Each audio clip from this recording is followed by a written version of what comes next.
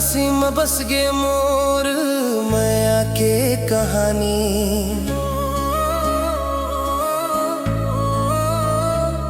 जब ले तोला देखे हम दिल हर धड़कत जाते, तोर नाम सुनते सुनते मोर मन मुस्काते।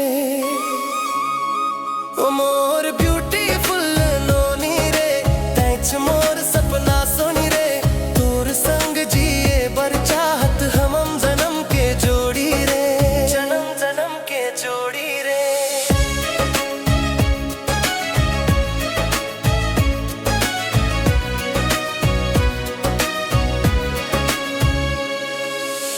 पहली मुलाकात के वो दिन याद आवत है, तोर मीच बोली मोर कान में गूंजत है।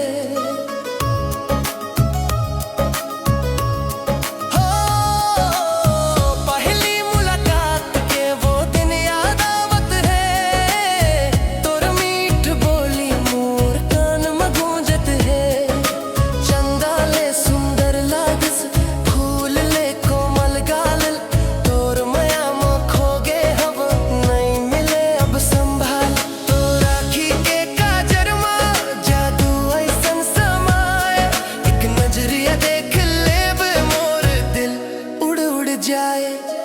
गली गली में खोजत हम तोर मुस्कान के छाँव, तैच मोर खुशी के कारण, तैच मोर गाम। मोर ब्यूटीफुल नोनी रे, तैच मोर सपना सोनी रे, तोर संग जिए बर चाहत हम जन्म के जोड़ी रे, हम जन्म के जोड़ी रे।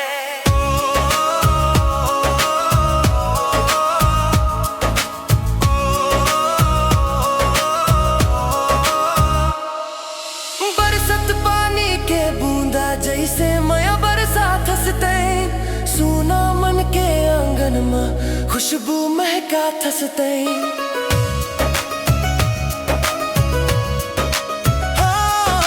तोर संग चलना चाहम हर रद्दा हर मोड़, हाथ में हाथ धर के रहीबो चाहे आवे कितनो दूर।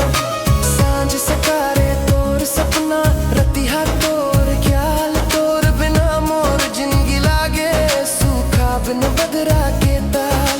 माया के डोरी ऐसन बंधे टूटे नहीं संसार, तै मोर किस्मत बन के आइस मोर दिल के सरकार। ओ मोर ब्यूटीफुल नोनी रे, तैच मोर सपना सोनी रे, तोर संग जिए बर चाहत हम जन्म के जोड़ी रे।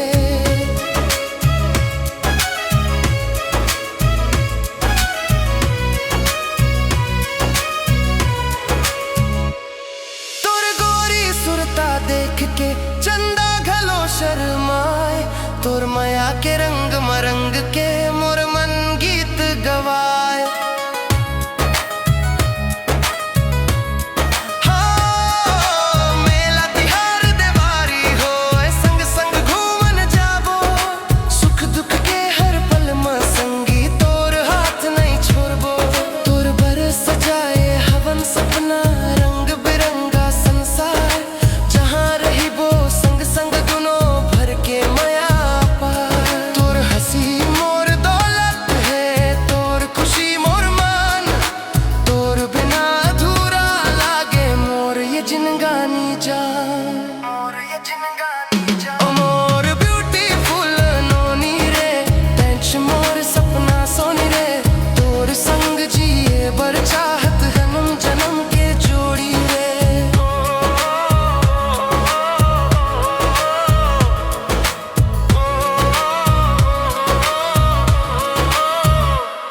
मोर ब्यूटीफुल नोनी ते मोर जिंदगी के रानी, तोर माया में लिख डारे हम मोर दिल के कहानी, मोर दिल के कहानी। जतका दिन ये सांस चल ही ततका दिन माया करहूँ, तोर संग जिए बर संगी हर जन्म।